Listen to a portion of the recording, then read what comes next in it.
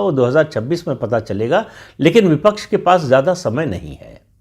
समय तो जो भी पार्टी चुनाव लड़ेगी उसके पास नहीं, केवल 3 महीने का समय बचा है। अप्रैल में चुनाव होने हैं इन 5 राज्यों में, 4 राज्यों और 1 केंद्र शासित क्षेत्र में। तमिलनाडु और केरल दक्षिण के ये 2 राज्य हैं जो तय करेंगे कि आने वाले समय में या खास तौर से 2029 में भाजपा की बढ़त कहाँ तक जाएगी और विपक्षी दलों की ताकत 2029 आते आते क्या रह जाएगी।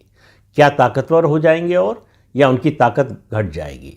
ये 2029 के चुनाव से पहले की बड़ी चुनौती है। हालांकि 2027 में भी 5 राज्यों में चुनाव होने हैं विधानसभा के, जिसमें प्रमुख है सबसे बड़ा, देश का सबसे बड़ा प्रदेश उत्तर प्रदेश, पंजाब, गुजरात, वो भी विपक्ष की दृष्टि से बहुत महत्वपूर्ण राज्य है जहां 1995 से लगातार भाजपा सत्ता में है। उसके अलावा गोवा और हिमाचल प्रदेश। तो इन 5 राज्यों में भी चुनौती उसी तरह की होगी, लेकिन स्टेक्स उतने हाई नहीं होंगे उत्तर प्रदेश को अगर छोड़ दें तो। उत्तर प्रदेश में भारतीय जनता पार्टी की आज जो स्थिति है उसमें कहीं से नहीं लगता कि वो सत्ता से बाहर जा रही है। न गुजरात में लगता है, न गोवा में लगता है। लेकिन मैं जो अभी 26 में चुनाव होने वाले हैं, असम की बात किए बिना बात पूरी नहीं होगी। असम में भारतीय जनता पार्टी के सामने बड़ी चुनौती यह है कि देश में जम्मू कश्मीर के बाद सबसे ज़्यादा मुस्लिम आबादी वाला राज्य है असम, जहां लगातार 2 बार से भारतीय जनता पार्टी की सरकार बन रही है। तीसरी बार सरकार बनना ये कोई आसान बात नहीं होती।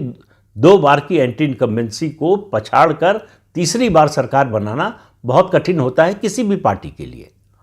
लेकिन हिमंत बिश्व शर्मा और उनकी पूरी टीम और भारतीय जनता पार्टी जिस तरह से घुसपैठियों को मुद्दा बना रही है, जिस तरह से डेमोग्राफी को मुद्दा बना रही है, जिस तरह से राष्ट्रीय सुरक्षा को मुद्दा बना रही है, उसमें भारतीय जनता पार्टी की संभावना एंटी इनकम्बेंसी के बावजूद कम होती हुई दिखाई नहीं दे रही है। लेकिन ये चुनौती होगी भारतीय जनता पार्टी के लिए कि वो मुस्लिम बहुल राज्य में लगातार तीसरी बार सरकार बना सकती है। एक और धारणा की परीक्षा होने वाली है इन 4 राज्यों और 1 केंद्र शासित क्षेत्र में, और वो है बिहार का चुनाव। जब एनडीए जीता तो उसके बाद, जीत के बाद से लगातार एक इकोसिस्टम है जो चला रहा है कि वो 10,000 की घोषणा कर दी महिलाओं के लिए, ये फ्रीबी दे दिया, वो फ्रीबी दे दिया, इसलिए जीत गए। एनडीए को, भाजपा और जेडीयू को और उसके साथियों को श्रेय जीत का देने को तैयार नहीं है। वो श्रेय